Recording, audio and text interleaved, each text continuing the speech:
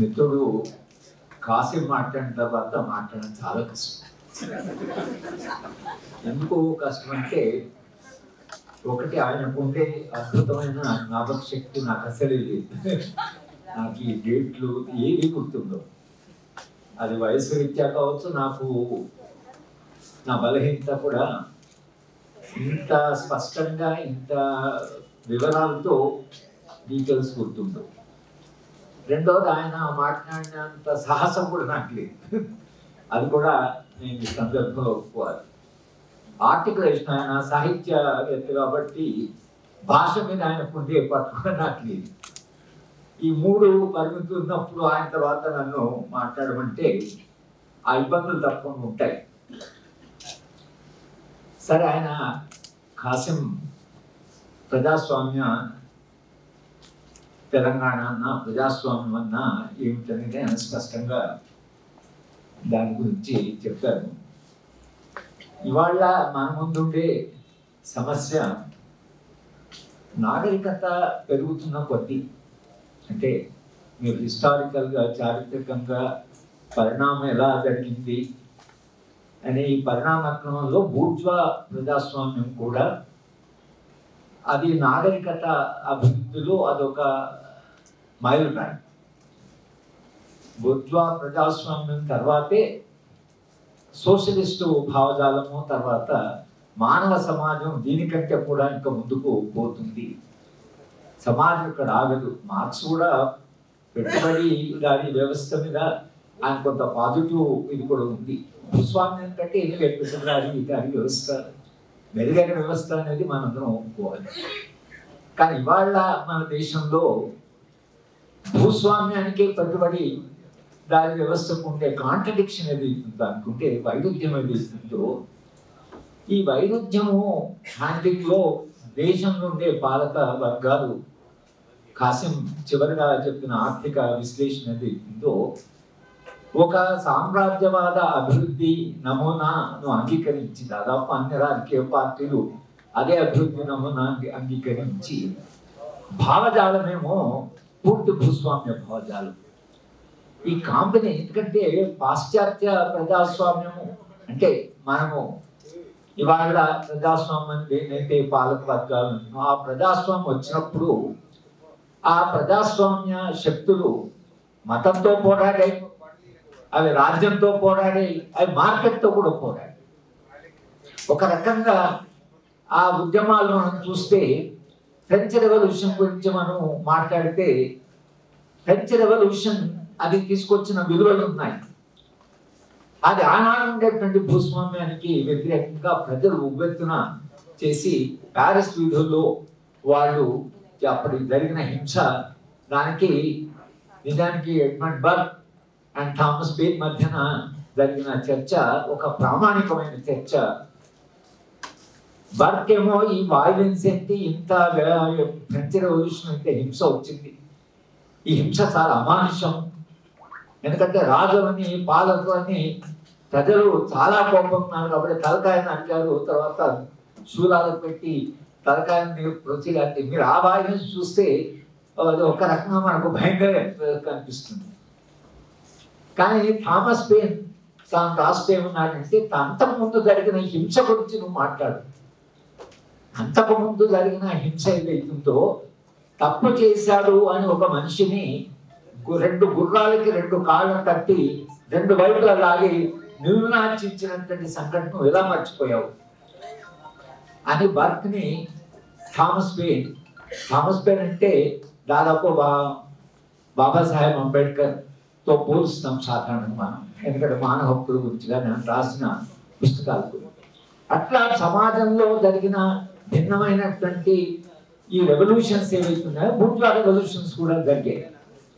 బూర్జ్వా revolution నుంచి రాజ్యాంగం అని ఒక భావం, అంటే పాలకులకి అధికారం ఎక్కడి నుంచి వస్తుంది, దానికి నేను చాలా సందర్భాల్లో మీరు రాహుల్ సాంకృత్యాన్ని ఊరుగాసేకంగా మళ్ళీ ఒకసారి మనం చదివితే, ప్రభాకరుడు అనే రాజు నీకు రాజ్యం నీకు అధికారం ఎక్కడి నుంచి వచ్చిందని ప్రజలు ప్రశ్నిస్తే, ఆయన చాలా ఇబ్బంది పడిపోయి ఎట్లా ప్రజలు ఈ ప్రశ్న తర్వాత రాచరిక వ్యవస్థ నిలిచేట్టుగా లేదు, నీకు అధికారం ఎక్కడి నుంచి వచ్చిందని అడిగేదాకా ప్రజలు వచ్చారు అని ఆయన ఆలోచిస్తూ కర్మ సిద్ధాంతం ద్వారా, అంటే పూర్వజన్మలో చేసుకున్న పుణ్యం వలన మాకు నేను పుట్టినటువంటి వంశం చాలా గొప్పది కాబట్టి నేను రాజును అయ్యాను అని ఆ కర్మ సిద్ధాంతాన్ని ఆయన తీసుకొచ్చాడని సాంస్కృత్యాన్ని, అంటే సింబాలికే కావచ్చు కానీ ఒక సామాజిక పరిణామ క్రమంలో ప్రజలు ప్రశ్నించినప్పుడు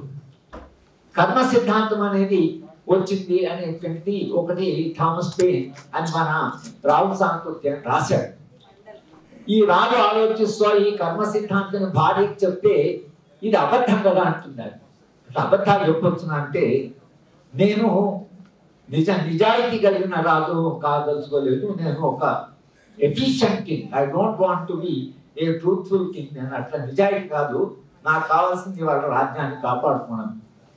కనుక రాజ్యాన్ని కాపాడుకోవడం కొరకని మనం ఏం చేసినా అది తప్పు లేదు అనేది అది చాణక్యుడు కూడా రాశారు. కౌటిల్యం అంతా శాస్త్రం అంటారు. ఇక మను అయితే సరే మనుస్మృతి నిండా మొత్తంగా అసలు ఈ వ్యవస్థను కాపాడడానికి రాసిన అతి దుర్మార్గమైనటువంటి డాక్యుమెంట్ మనుస్మృతి.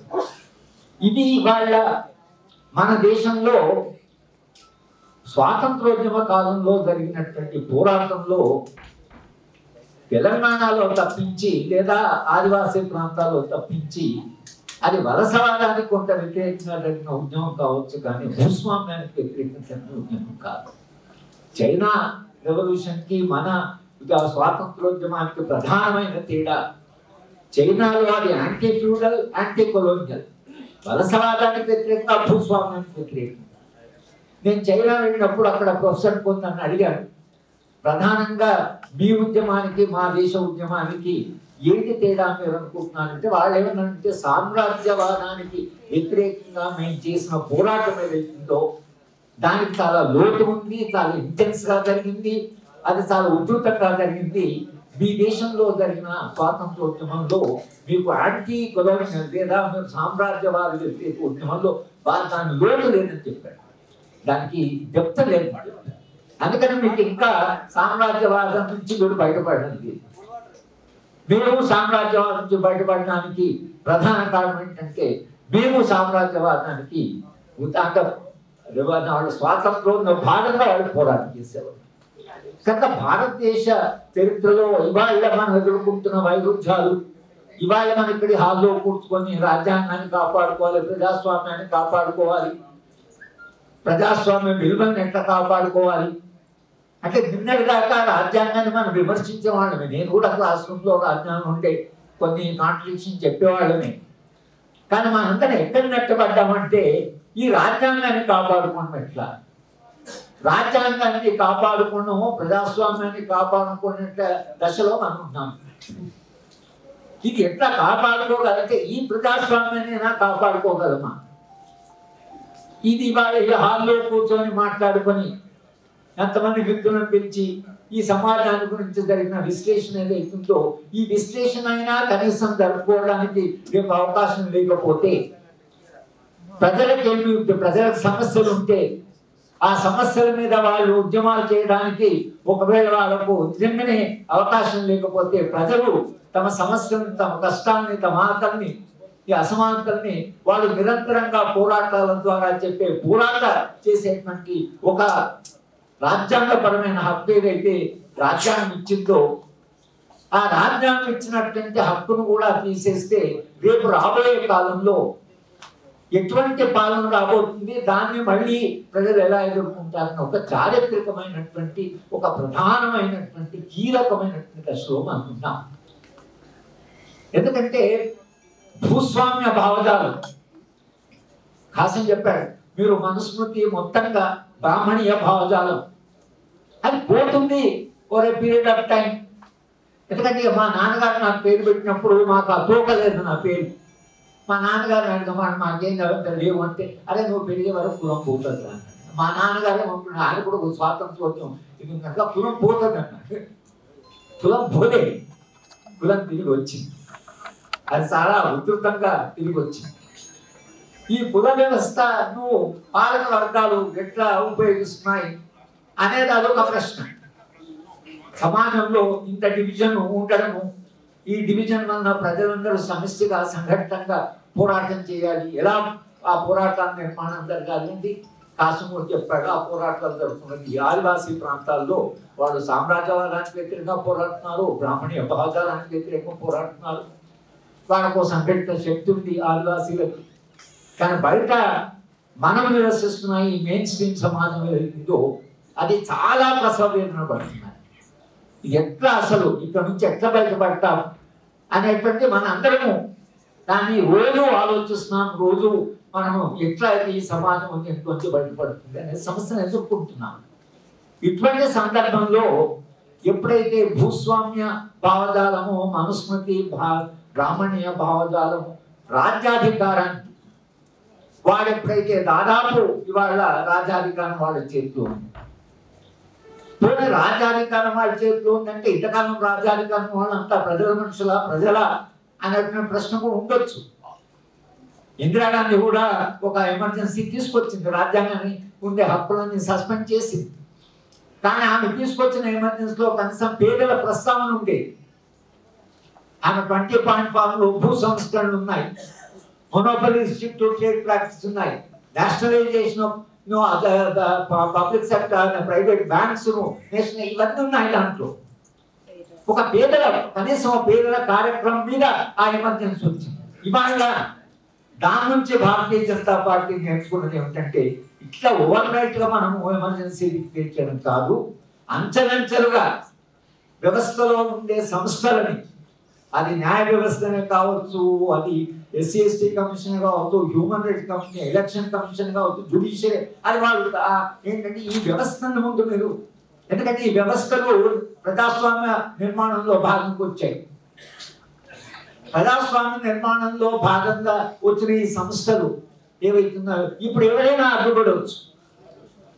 నిజానికి ఇవాళ వాడు సామ్రాజ్యవాద అభివృద్ధి నమూనా ఇవాళ అమలు చేయాలంటే ఆ సామ్రాజ్యవాద అభివృద్ధి నమూనాకు భూస్వామ్య భావజాలం అవసరమైంది. భూస్వామ్య భావజాలం ద్వారా రాజ్యాంగమే వాడికి ప్రతిబంధకమైంది.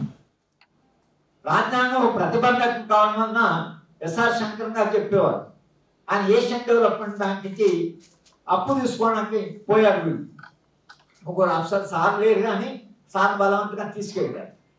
ఏషియన్ డెవలప్మెంట్ బ్యాంక్ వాడు అప్పిస్తూ మీ దేశంలో అంటే పవర్కి ఇచ్చాడు, ఎలక్ట్రిసిటీ. ఏ చట్టం కూడా మీ దేశంలో ఈ పవర్కి సంబంధించిన చట్టం ఏది కూడా మార్చాలన్నా ముందు మా అనుమతి కావాలి అని వాళ్ళు ఒక కండిషన్ పెట్టారు. సరే మిగతా ఇద్దరు ఆఫీసర్స్ మనకు అప్పుకోవాలి కదా అంటే శంకర్ గారు అన్నట, ఇదేంటది, మా దేశంలో పార్లమెంట్ ఉంది, మా దేశంలో క్యాబినెట్ ఉంది, మా దేశంలో జ్యుడిషియల్ ఉంది, మా దేశంలో రాజ్యాంగం ఉన్నది, ఇవన్నీ కాదని మీరు $200 మిలియన్ మా మొత్తం దేశ సావరింటి మీకు మార్గేజ్ చేయాలా, మేము సంతకం పెట్టినామండి సార్, మేము సంతకం పెట్టాం. మిగతా ఇద్దరు ఆఫీసర్లు పెట్టినాం, శంకరన్ మన ఆపుకోరు మంచి అంటే ఇదేంటి అసలు దేశ సావరిని తీసుకుపోయి అక్కడ పెట్టి మీరు వచ్చిన అప్పుకొరకని ఇస్తామంటే మా రాజ్యాంగమే అనేటువంటి ప్రశ్న వస్తుంది. వస్తే వాళ్ళు 2 రోజులు డిలే అయిందండి.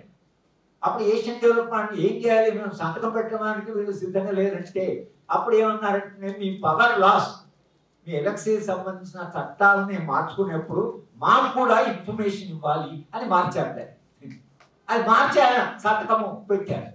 అంటే శంకరన్ గారికి ఉండే నేషనలిజం అనండి, శంకర్ గారి ప్రజల పట్ల ఉండే ఆయన గమ్మానం అండి, ఆయన దాని తరఫున ఆలోచించి మా దేశంలో ప్రజాస్వామ్య వ్యవస్థ ఉంది, మా దేశంలో ప్రజలు ఉన్నారని చెప్పగలిగాం. ఇప్పుడు ఈ భారతీయ జనతా పార్టీ ఏ చట్టాలు వాడు ఏమి అగ్రిమెంట్ చేస్తున్నాడు మనకేం తెలియదు. ఏదైనా అగ్రిమెంట్ చేస్తున్నారు, ఎక్కడికైనా అవన్నీ మా దేశంలో పెట్టుబడి పెట్టమంటున్నారు. పెట్టుబడి పెట్టడానికి కావాల్సిన అటువంటి చట్టాలు ఉన్నాయి, చట్టాలను మార్చేస్తామన్నారు. చట్టాలను మార్చాలంటే మాకు లేబర్ రైట్స్ ఉన్నాయి, కార్మికుల హక్కులు ఉన్నాయి, తీసేస్తాం. దానికి ఓ చట్టం, కార్మికుల హక్కులన్నీ తీసేస్తూ దాని అమెండ్మెంట్. ఏది కావాలంటే ఇవాళ ఏది కావాలంటే సామ్రాజ్యవాద అభివృద్ధి నమూనా అది వీళ్ళు చేస్తున్నారు.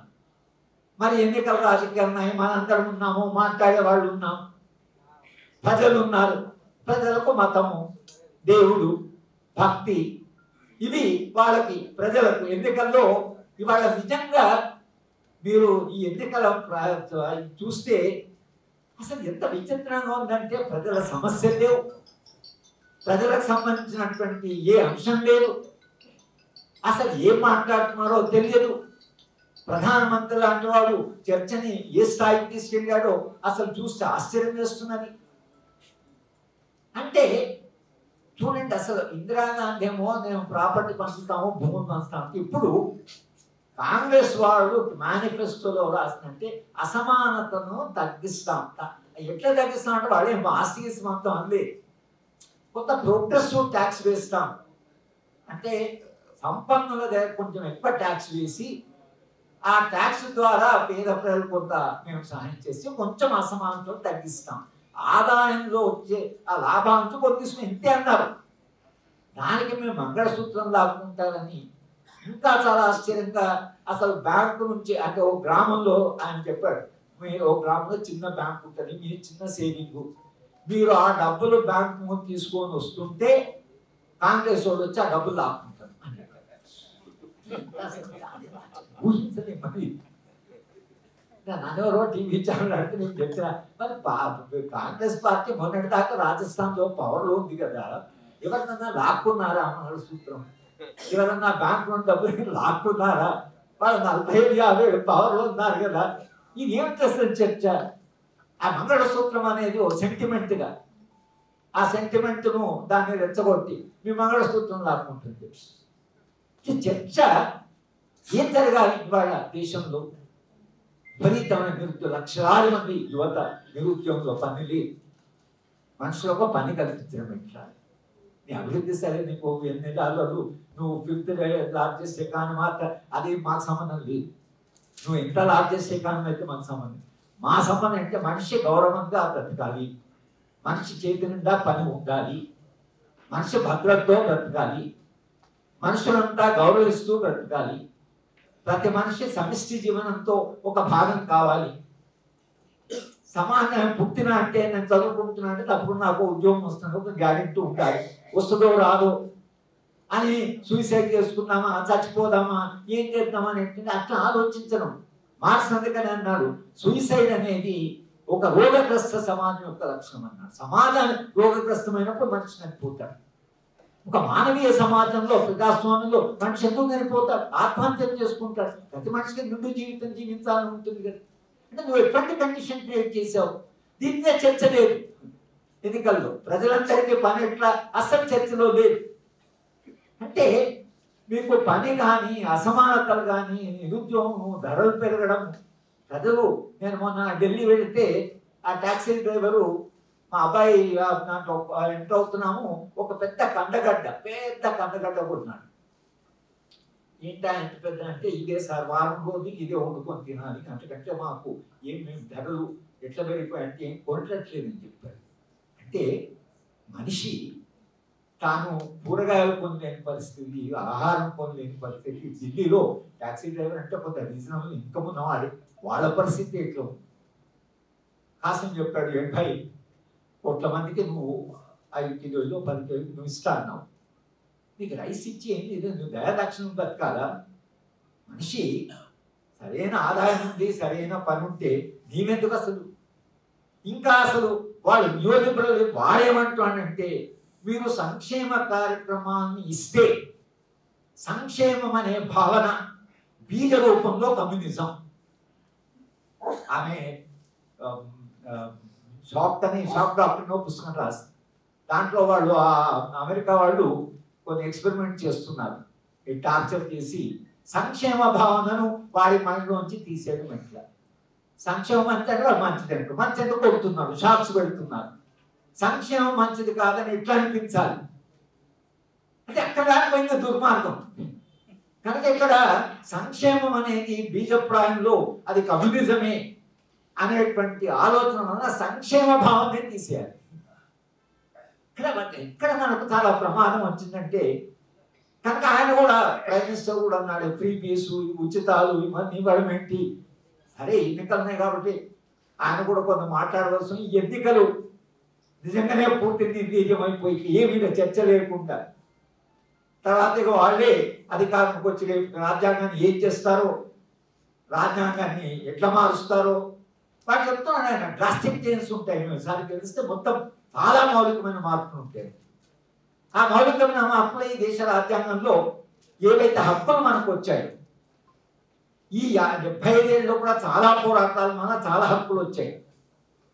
మీరు ఆర్టికల్ రాజ్యాంగంలో షెడ్యూల్ 5, షెడ్యూల్ 6 ఆదివాసీ 200 ఏళ్ళ ఆదివాసీ పోరాటాల నుంచి షెడ్యూల్ 5, షెడ్యూల్ 6 వచ్చింది.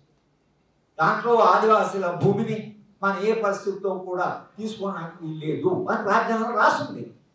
ఆదివాసీల వాళ్ళ దగ్గరికి పోయి మన భూమిని తీసుకోవడానికి లేదు. అది మీరు అంటే ఎమినెంట్ డొమైన్ వాడు బ్రిటిష్ వాడు తీసుకొచ్చాడు, వీళ్ళు కూడా కొంత కంటిన్యూ చేశారు. కానీ బేసిక్గా ఆదివాసులకు హక్కులు ఎందుకు ఇచ్చారు? ఆదివాసుల హక్కులు అంటే రాజ్యాంగ సభలో జైపాల్ సింగ్ బస్తరు రాజు కూడా దాంట్లో ఉన్నాడు. ఆయన లేచి ఈ దేశంలో మీరంతా పరాయి వాడు, బయట నుంచి వచ్చిన వాడు, నేను ఒక్కడిని మూలవాసి, నేను ఒక్కడికే నాకు ఈ దేశంలో అర్హత ఉంది అంతదాకా వెళ్ళి వాదించాడు. దాంతో ఆదివాసుల హక్కులు, ఆదివాసులకు అన్ని హక్కులు రాజ్యాంగంలో కల్పించారు. సరే, ఫండమెంటల్ రైట్స్, ఫ్రీడమ్స్ అవన్నీ ఏవైతున్నాయో, మాట్లాడే హక్కు, సమ్మె చేసే హక్కు, సంస్థ పెట్టుకునే హక్కు అనేది ఇవన్నీ హక్కులు రాజ్యాంగంలో ప్రాథమిక హక్కులు ఉన్నాయి. కానీ భారత రాజ్యాంగం అన్ని రాజ్యాంగాల వల్ల కాకుండా ఈ రాజ్యాంగానికి ఒక తాత్వికత కూడా ఉంది. నాకు ఒక తాత్వికత, ఒక ఫిలాసఫీ రాజ్యాంగంలో ఫిలాసఫీ ఉంటుంది. ఇక్కడ ప్రపంచంలోని రాజ్యాంగాలు చదివితే కేవలం ఎవరికి ఎంత అధికారం ఉంటుంది, కానీ రాజ్యాంగం ఎప్పుడు సమాజ నిర్మాణం ఎలా జరగాలి, ఎటువంటి సమాజం కావాలని రాజ్యాంగం రాసి ఉంటుంది. అది రాజకీయ పార్టీలకు వదిలేస్తారు. కానీ భారత రాజ్యాంగం ఏం చేసినట్టే బాబాసాహెబ్ అంబేద్కర్ చాలా దూరదృష్టి కలిగి ఈ డైరెక్టివ్ ప్రిన్సిపల్స్ రాశారు. ఆదేశిక సూత్రాలు రాసినప్పుడు చర్చ జరిగింది. కాన్స్టిట్యూంట్ అసెంబ్లీ చర్చ జరిగింది. ఎందుకు ఇది జస్టిషబుల్ కాదు, ఈ హక్కును చేయకపోతే నువ్వు కోరుకోవడానికి వీల్లేదు, కోరుకోకుండా అమలు చేయడానికి కంపల్సరీ చేయకుండా రాజ్యాంగం ఈ హక్కులు రాస్తే రాజ్యాంగానికి ఏమి శాంక్టిటీ ఉంటుంది? అసలు అంటే అమలు చేయాలి కంపల్సరీగా అని చెప్పకుండా మీరు హక్కులు రాయడం ఏంటని రాజ్యాంగ సభలో చర్చ జరిగింది. బాబాసాహెబ్ అంబేద్కర్ ఒక మాట అన్నాడంటే, ఈ ఆదేశిక సూత్రాలు ఏవైతే ఉన్నాయో భారతదేశంలో ప్రగతి నిరోధక శక్తులు అధికారంలోకి వచ్చినప్పుడు పార్ట్ 4 ఆఫ్ ఇండియన్ ఈ ఆదేశిక సూత్రాల ప్రాధాన్యత ఎప్పుడో అప్పుడు మీకు అర్థమైంది. ప్రాఫిటింగ్, చాలా ప్రాఫిటింగ్. అంటే ఇప్పుడు ఈ మొత్తం పార్ట్ 4 ఆఫ్ కాన్స్టిట్యూషన్ తీశారు. వాడికి రాజ్యాంగం మార్చి చేయబోదు. అదే పార్ట్ 3, పార్ట్ 4 తీసేస్తారు. ఇవి రెండు తీసేసి రాజ్యానికి అధికారాలు ఇస్తారు. బహుశా president of India presidential system government అంటున్నాడు, ప్రెసిడెంట్ 10 ఏళ్ళు పెట్టుకోవచ్చు. వాడు ఏమని చేయొచ్చు? భయం మనకి ఎక్కడ ఉందంటే ఏం చేయబోతున్నారు ఈ రాజ్యాంగంతో? మనకి రాజ్యాంగం మీద మనకేం ప్రేమ అంటే ఈ రాజ్యాంగంలో కనీసం కొన్ని వెసులుబాటు ఉన్నాయి, కొంత సంక్షేమం ఉంది, కొంత అసలు ఎక్కడో ఒక చోట ప్రజల ప్రస్తావన ఉంది, ఆదివాసులు ఉన్నారు, దళితుల హక్కులు ఉన్నాయి, ఈ రాజ్యాంగంలో హక్కులు. అదే కాకుండా రాజ్యాంగంలో ఉండేటువంటి పీఠికలో ఉండేటువంటి మౌలిక విలువలు ఏవైతున్నాయో ఆ విలువల్లో మీకు సమానత్వ భావం ఉంది, స్వేచ్ఛ ఉంది, సౌభ్రాతృత్వం ఉంది, సామ్యవాద భావజాలం ఉంది, అందరూ కలిసి ఉండాలనే ఒక లౌకిక భావజాలం ఉంది. అంటే మొత్తంగా రాజ్యాంగంలో ఉండే ఈ విలువలు ఏవైతున్నాయో ఈ విలువలు ఒక్కరోజు వచ్చినాయి కాదు. ఇవి అంటే మనిషి అంటే సమానము అనే భావజాలం రావడానికి చాలా పోరాటాలు జరిగాయి, ఎంత త్యాగాలు జరిగాయి. అంత త్యాగాలు జరిగితే సమానత్వ భావన, సామాజిక న్యాయం అనే విలువలు వచ్చాయి. అలాగే స్వేచ్ఛ, స్వేచ్ఛ కొరకు జరిగిన పోరాటాలు సాధారణ పోరాటాలు కాదు. పాశ్చాత్య దేశాల్లో ఎంతమంది సైంటిస్టులకు ప్రాణాలు ఇచ్చారు, సైన్స్ కొరకని, సైంటిఫిక్ నాలెడ్జ్ కొరకని ప్రాణాలు ఇచ్చారు. అద్భుతమైన సైంటిస్ట్ చంపినా సరే మేము ఈ సైంటిఫిక్ జ్ఞాన అభివృద్ధి అనేది జరగాలి అని మతంతో పోరాటం చేశారు. స్వేచ్ఛ ఎందుకు కావాలంటే మనిషి సృజనాత్మకత ఉంటుంది కాబట్టి, సృజనాత్మక శక్తి ద్వారానే జ్ఞానం అనేది ముందుకు పోతుంది కాబట్టి, జ్ఞానం నుంచి మనుషులు పరిష్కారాలు కనుక్కుంటారు కాబట్టి ఒక జ్ఞాన సమాజం కావాలి, పరిష్కారాలు కనుక్కునే సమాజం కావాలి. అనేటువంటి దగ్గర నుంచి స్వేచ్ఛ వచ్చింది. మనిషి స్వేచ్ఛగా బ్రతకాలి అనేటువంటి భావన. ఇప్పుడు వాళ్ళు టెలిఫోన్ ట్యాప్ చేస్తున్నారు, ఇంట్లో ఏం పెడుతున్నారో, తర్వాత సర్వేలెన్స్ ఉంది, తర్వాత మీరు ఏం మాట్లాడుతున్నారో వాడికి ఇమీడియట్గా తెలిసిపోతున్నది. ఓ సెక్రటరీ చెప్పాడు, ఆయన ఎడ్యుకేషన్ కేంద్ర ప్రభుత్వం సెక్రటరీ చెప్తుంది, ఆయన ఇంకో పక్కవాడితో ఇంకో సెక్రటరీతో రోమిలా థాపర్ ఒక గొప్ప హిస్టారియన్ అని అన్నాడు. ఆయన ఎందుకనే జైల్లో చదువుకున్నాడు. ఈ మాట ప్రైమ్ మినిస్టర్ ఆఫీస్ తెలిసిపోతుంది, మర్నాడే సెక్రటరీ మార్చేశాడు. ఏం కాదు, రోమిలా థాపర్ ఒక మంచి హిస్టారియన్ అన్నందుకు మర్నాడే ఆయన మార్చేశారు. అంటే ఆయన చెప్తున్నాడు, మీరు సెక్రటేరియట్లో మీరు చెవులో కూడా మాట చెప్పడానికి. మా స్నేహితులు కానీ అయితే ఆ సెంట్రల్ సెక్రటరీ పనిచేసి వాలంటరీ రిటైర్మెంట్ తీసుకున్నాడు. చెప్పండి, ఇంపాసిబుల్, పని చేయలేము అంత అసలు. అంటే ఆ నిర్బంధం ఏదైతుందో అది ఇవాళ మనం కాదు, ఐఏఎస్ ఆఫీసర్లు అందరూ విలువల కొట్టుకుంటున్నారు. శంకరం గారు అంతా అది పోయింది. ఇప్పుడు ఇంత నిర్బంధం, ఇంత నిర్బంధాన్ని అసలు మీ ఆఫీసర్ల మీదే మీరు ఎందుకు ఉపయోగిస్తున్నారు? ఆ నిర్బంధం పోనీ ఆఫీసర్లు కాదు, అపోజిషన్ పార్టీస్. నేను యోగేంద్ర గారు చెప్పాడు, ఇది క్రికెట్ టీము ఆడితే అపోజిషన్ పార్టీస్ అంటే మన అపోజిషన్ గ్రూప్, తర్వాత ఈ ఇద్దరు క్రికెట్ టీంలో ఆడుతున్న వాళ్ళు ప్రత్యర్థులు ఉంటారు. భారతీయ జనతా పార్టీ ఏంటంటే ముందు అంపైర్స్ మార్చేసింది, ఎలక్షన్ కమిషన్ లో అంపైర్స్ మార్చేసింది, రూల్స్ మార్చేసింది, ప్లేలో ఒక ఇద్దరు ప్లేయర్స్ తీసి జైల్లో పడేసింది. ఇప్పుడు ఆట ఆడడం అంటున్నారు. చివరికి మళ్ళీ అంపైర్ తమ దగ్గర పెట్టుకున్నారు. ఇది ఎంత మార్పులు తీసుకొస్తున్నారు మన కళ్ళ ముందరనే. మేము అందరం పొలిటికల్ సైన్స్ చెప్పిన వాళ్ళు, జీవితం అంతా చదువు చెప్పిన వాళ్ళు, అన్బిలీవబుల్, అంటే ఆశ్చర్యం వేస్తుంది. ఇన్ని మార్పులు చేయగలరా వ్యవస్థలో? ఏది చేయకుండా అసలు పార్లమెంట్ తీసుకుపోవడము, 140 మంది బయటకు పంపడం, 6 బిల్స్ పాస్ చేయడం. ఈ పద్ధతి ధోరణి ఏదైతే వచ్చిందో ఇవాళ మనము ఆందోళన పడుతున్నాం. ఏంటంటే స్వేచ్ఛ, సమానత్వము, సౌభ్రాతృత్వం, సామ్యవాదం, లౌకిక భావజాలం అనే విలువలు ఏవైతున్నాయో అవి మానవ చరిత్రలో విపరీతమైన త్యాగాల ద్వారా, ప్రాణ త్యాగాల ద్వారా ఆ విలువలు వచ్చాయి. విలువలు వ్యవస్థీకృతం కావాలి. మానవ నాగరికత అంటే మనందరం కొన్ని విలువలను పాటించడం జీవితంలో. ఇంకో మనిషిని ఈ మనిషి ఎలా చూస్తున్నది దానికి ఒక విలువ ఉంటుంది. విలువల ద్వారా, ఉన్నతమైన విలువల ద్వారా, మానవీయమైన విలువల ద్వారా మనుషులు ఇంకా మరింత మానవీయంగా మారుతారు. విలువ ఏం చేస్తుందంటే మనిషిని ఎక్కడో చోటు నిలబెడుతుంది. అందుకని విలువలకు కట్టుబడి ఉండే మనిషి కాదా అనే ప్రశ్న ఎప్పుడు జరుగుతుంది. విలువలు మనిషిని నిలబెడతాయి. ఆ విలువలు మరింత మన చైతన్యంలో ఎంటర్ అయినప్పుడు సమాజంలో మానవ సంబంధాల్లో చాలా మార్పు వస్తాయి. ఎందుకంటే మన సంబంధం కొన్ని విలువల ద్వారా ఇంకో మనిషి పట్ల ఎట్లా ప్రవర్తిస్తామన్నది విలువలే నిర్ణయిస్తాయి. కనుక మానవ నాగరికత అభివృద్ధి అంటే విలువల వ్యవస్థీకృతము జరిగి, విలువలు మరింత ఉన్నతీకరణ చెంది అవి మరింత సమాజాన్ని తీసుకుపోవాలి అనేటువంటి దశలో ఆ ఉన్న విలువలను కూడా విధ్వంసం చేయడం అనేది అది చాలా అనాగరికం. అంటే చరిత్ర ఇక ముందుకు పోకుండా వెనక్కి తీసుకుపోవాలి అనేటువంటి ప్రయత్నం జరుగుతుంది. కనుక ఇవాళ ఈ విలువలను విధ్వంసం చేస్తే ఈ స్థానంలో ఏ విలువలు వస్తాయి? ఏ విలువల ద్వారా మనుషులు ఆల్రెడీ న్యూ లిబరలిజానికి విలువలు లేవు, విలువలు వద్దంటున్నది, మనిషి స్వార్థంగానే బ్రతకమంటున్నారు. దాంతో ఇవాళ మన సమాజంలో మన చుట్టూ చూస్తున్నటువంటి హింస ఏదైతుందో, తల్లులు పిల్లలు తల్లు చంపుతున్నారు, పిల్లలు చంపుతున్నారు, భర్త భార్యను చంపుతున్నాడు, భార్య ఇక ఎక్కడ రాకపోయిందంటే వాడు 17 ముక్కలు భార్యను నరికి ఆమెను వంట చేసి ఆమెను మరిగించి దాన్ని కుక్కలకు పెట్టాడు. హింస కూడా ఒక స్థాయి, దానికి కూడా లెవెల్ ఉంటుంది.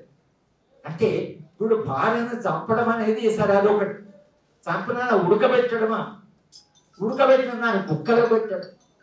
అంటే ఏమైంది మనిషికి?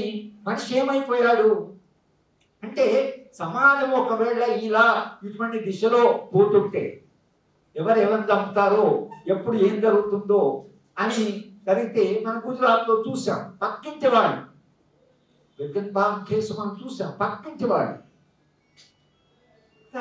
వాడు రేప్ చేస్తే సరే వాళ్ళకి శిక్ష పడితే వాళ్ళు ఏదోసారి శిక్ష తగ్గిస్తే వాళ్ళ భార్యలు వాళ్ళ కుటుంబ సభ్యులు బొట్టు పెట్టి పిలిచారంటే అంటే రేప్ చేసిన భర్త అంటే భార్యకు ఉండేటువంటి ఆమెకు ఆగ్రహం కానీ లేకపోతే భర్త పట్ల ఉండే ఒక అంచనా ఏముంటుంది అసలు అని ఇంత రేప్ చేశారన్న భర్త చంపేయండి అనేవాడు శిక్ష వేయండి అనేవాడు కానీ వాడు బొట్టు పెట్టి పిలుస్తున్నారంటే మొత్తం మానవ సంబంధాలు సంక్షోభంలో ఈ సంక్షోభంలో పడడం అంటే విలువల విధ్వంసం న్యూ లిబరలిజానికి ఇటువంటి అనార్కి ఉంటే వాడి పనులని వాడి లాభాలు వాడు చూసుకుంటూ ఉంటాడు కనుక ఇవాళ రాజ్యాంగము అడ్డం వచ్చింది రాజ్యాంగం నుండి విలువలు అడ్డం వచ్చాయి రాజ్యాంగం నుండి ఆదర్శాలు అడ్డం వచ్చాయి వాడికి కనుక ఒకవైపు భూస్వామ్య భావజాలం రాజ్యాంగాన్ని అటు న్యూ లిబరలిజం కూడా రాజ్యాంగాన్ని ఏమైనా చేయండి కానీ ఈ రాజ్యాంగం మాకు అడ్డం వస్తున్నాయి కనుక రాజ్యాంగం మీద విపరీతమైన దాడి జరుగుతున్నాయి ఎందుకంటే ఈ రాజ్యాంగం ఏదైతుందో ఇది కేవలం పాలకులు రాసుకున్న రాజ్యాంగాలు ప్రజా పోరాటాల నేపథ్యంలో స్వాతంత్ర పోరాటము భగత్ సింగ్ ఆదివాసీ పోరాటాలు బాబాసాహెబ్ అంబేద్కర్ చేసిన ఆయన విపరీతమైనటువంటి పోరాటాలు వాటి నేపథ్యంలో కాబట్టి దీనికి డెమోక్రటిక్ క్యారెక్టర్ ఉంది రాజ్యాంగానికి ఈ డెమోక్రటిక్ క్యారెక్టర్ ఉండే రాజ్యాంగం వెనకనేమో ఇంత చరిత్ర ఉంది ఈ చరిత్రను కాదని మేము ఈ రాజ్యాంగాన్ని మేము రద్దు చేస్తాం అని రాజ్యాంగము అమలు చేసిన రోజు నుంచి రాష్ట్రీయ స్వయం సేవక సంఘం వాళ్ళు ఈ రాజ్యాంగం అని కాదు ఇదంతా పాశ్చాత్య రాజ్యాంగము మన దేశ సంస్కృతి మన దేశ విలువలు మన దేశము అని వాళ్ళు మన దేశం నుంచి మన కల్చర్ నుంచి మన చరిత్ర నుంచి వారసత్వం నుంచి రాజ్యాంగం రావాలని అంటున్నారు ఏం మన వారసత్వం నాకంటే కాసిన బాధ్యత ఏం వారసత్వం అని ఏం నాగరికత మన దేంట్లో నుంచి నువ్వు ఇవాళ నీ వారసత్వం ద్వారా రాజ్యాంగాన్ని తీసుకొస్తావు నీకు సైన్స్లో ఏమన్నా పోరాడిన సైంటిస్ట్ ఉన్నారా నీ చరిత్రలో నిజంగా అసలు నువ్వు మనిషిని గౌరవించాలని ఎక్కడ ఉందా నీ చరిత్రలో పుట్టుకతోనే మనుషులు అసమానతలని అన్నావు దానికి అంత వ్యతిరేకంగా పోరాటం చేసేటువంటి సందర్భంలో నువ్వు మన భారతదేశ సంస్కృతి తర్వాత సాంప్రదాయం మీద మన రాజ్యాంగం ఉండాలి అని మీరు ఏదైతే అంటున్నారో అసలు ఈ సాంప్రదాయము ఈ కల్చర్ ఇవన్నీ ఏమి అసలు ఏమి ఎటువంటి కల్చర్ మనం ఇన్హెరిట్ చేసాం అనే ప్రశ్న ఉంటుంది కనుక ఇవాళ ఈ విలువలు రావడం అనేదే మన సమాజం కాస్త ముందుకు పోయినది ఈ ముందుకు పోతున్న దాన్ని ఏ సమాజంలో కొంచెం అక్కడ ఆగొచ్చు కొంతసేపు కానీ వెనక్కి పోవాలి అనేటువంటి రేందో అది ఫ్యాసిజం ఒక సమాజంలో ఉండే విలువలను విధ్వంసం చేసి సమాజాన్ని వెనక్కి నెట్టాలి అనేటువంటి ఫ్యాసిజం ఈ ఫ్యాసిస్ట్ భావజాలం ఏదైతుందో దాని మొత్తం రూట్స్ మీరు క్లియర్గా చూడొచ్చు గోల్వాల్కర్ సావర్కర్ వీళ్ళందరూ రాసిన హెగ్డేవార్ వాళ్ళ రచన చదవండి ఆ రచనలు చదివితే మీరు అసలు ఆశ్చర్యపోతారు ఇట్లా రాయొచ్చిన పుస్తకాలు అంటే వాళ్ళు రాశారు 1920, 30s కాసం చెప్పాడు కదా ముంజే అనేటతను ముసలోని కలిశాడు వాళ్ళ కిల్లర్ గ్యాంగ్స్ తయారు చేస్తున్నారు మనుషులు ఎట్లా చంపాలని ఆ కిల్లర్ గ్యాంగ్ ట్రైనింగ్ క్యాంప్స్ పోయాడు ఆయన ముంజే పోయి అవన్నీ చూసి ముస్లిం కలిసి ఎట్లా ఉందంటే చాలా బాగుంది మేము కూడా మా దేశంలో ఇట్లే చేద్దాం అనుకున్నాం అని చెప్పాడు ఆయన ముంజే రాశాడు కూడా అంటే ఈ భావజాలము 1920, 30 ఫాసిజం పెరుగుతున్న దశలో ఆ ఫాసిజం చేత ప్రభావితమైనటువంటి ఒక సంస్థ ఒక రాజకీయ వ్యవస్థ ఇవాళ మనకు తెలుసో తెలియకనో మనకు మొత్తంగా అర్థం చేసుకోనో కాదో కానీ అది చాలా బలమైనటువంటి ఒక శక్తిగా ఎదిగింది ఆ బలమైన శక్తిగా ఎదిగింది అది రాజ్యాధికారాన్ని కూడా చాలా వరకు ఆక్రమించుకున్నారు ఆ రాజ్యాధికారాన్ని ఆక్రమించుకొని తమ భావజాలం ఏదైతే మనిషికి మానవీయ విలువలకి మానవ సంబంధాలకి మానవత్వానికి వ్యతిరేకంగా ఉండేటువంటి ఒక భావజాలం ఫాసిజం అంటే ఇప్పుడు అది ఒక సినిమా నడుస్తున్నది నేను చూడలేదని చాలా మంది చెప్తున్నారు వాడు 1000 మందిని చంపుతాడు ఇంటికి వచ్చి హాయిగా డ్రింక్ తీసుకొని పిల్లలతో మాట్లాడు ఏమి చంపినా ఇది వాడికి ఎక్కడ లోపల కాన్షియన్స్ లో అయ్యో ఇంతమంది చంపినా అని కూడా అనిపించదు అంత డీహ్యూమనైజ్ ఇచ్చేస్తారు మనిషి